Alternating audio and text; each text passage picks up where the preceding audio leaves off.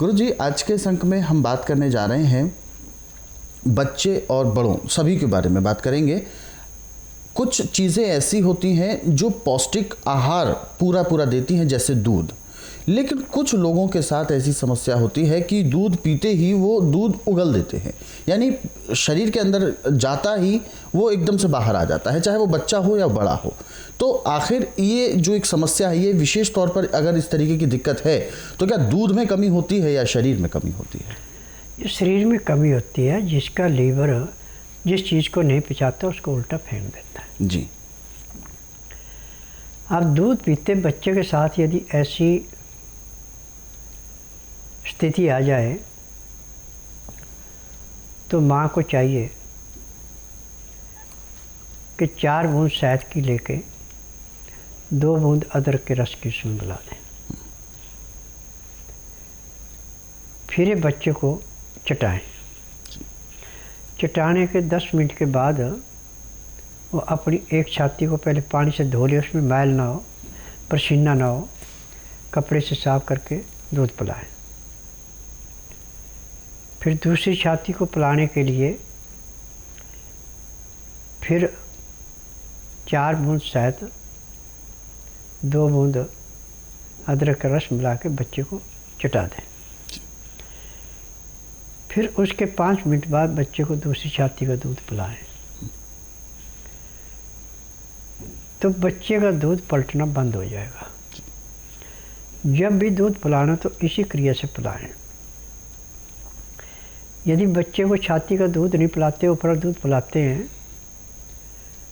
तो आप दूध के अंदर 4-5 बूंद अदरक की रस की मिला के तब उस दूध को पिलाएं तो भी पलटेगा नहीं। परंतु एक बात का ध्यान रखना कि बच्चे को जो दूध पिलाना है ज़्यादा गर्म ना हो, ज़्यादा ठंडा ना हो, यानी इसका टेम्परेचर 10 से 12 डिग्री होना चाहिए, इससे ऊपर नहीं। और बच्चे की कैपेसिटी देख के कि वो 50 ग्राम पी सकता है 50 ही डालना, 100 ग्राम पी सकता है तो 100 ग्राम ही डालना, उससे फालतू नहीं डालना। अब दूध बच्चे को वैसे सबसे अच्छा तो रहता है गाय का, दूसरे नंबर पे है बकरी का। भैंस का दूध भारी होता है, इसको भी बच्चा कम पचाता है। परंतु जिसको गाय का दूध या बकरी का नहीं मिल सकता है वो सोयाबीन का दूध मिला लें। सोयाबीन के दूध बनाने के 3 तरीके हैं। पहला तरीका है कि सोयाबीन को पीस के मैदे जैसा बारीक पाउडर बना लें। अब जितना का दूध आपने पिलाना है बच्चे को या खुद पीना है, उतना पानी गर्म करने रखें। जब पानी उबलने लगे तो चमचे से जो पीसा हुआ आपका सोयाबीन का पाउडर है उसको उस पानी में उबलते हुए मिला के और हिलाते जाएं। अब गाढ़ा पतला रखना है आपके अपने ऊपर निर्भर है।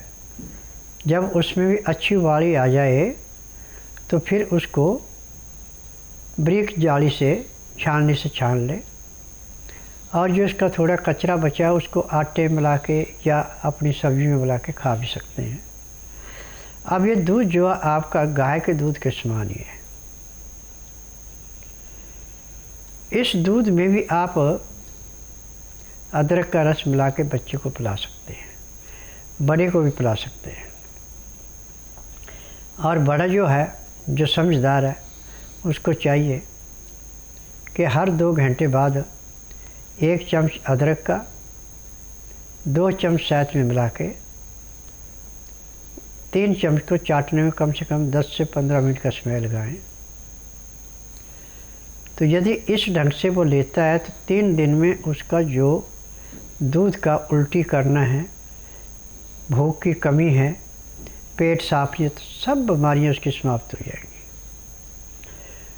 और जो जानकीरा उसको कोई भी चीज़ टेस्ट करनी है कि इसको पचेगी नहीं पचेगी,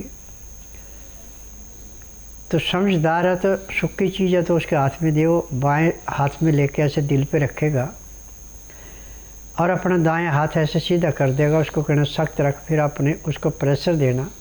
यदि आपको जोर लगा के हाथ नीचे आता तो उस चीज़ को कोई नुकसान नहीं करेगी। और हाथ एकदम नीचे गिर जाता है तो चीज़ नहीं खिलानी और नुकसान करेगी। परंतु यदि आप अदरक का रस शहद में मिला के दे रहे हैं तो जो चीज़ आपको नहीं पचती है वो भी इस क्रिया के करने के 15 दिन बाद पचना शुरू हो जाएगी जी। क्योंकि हमारा सारा पाचन शक्ति का संबंध है लीवर से।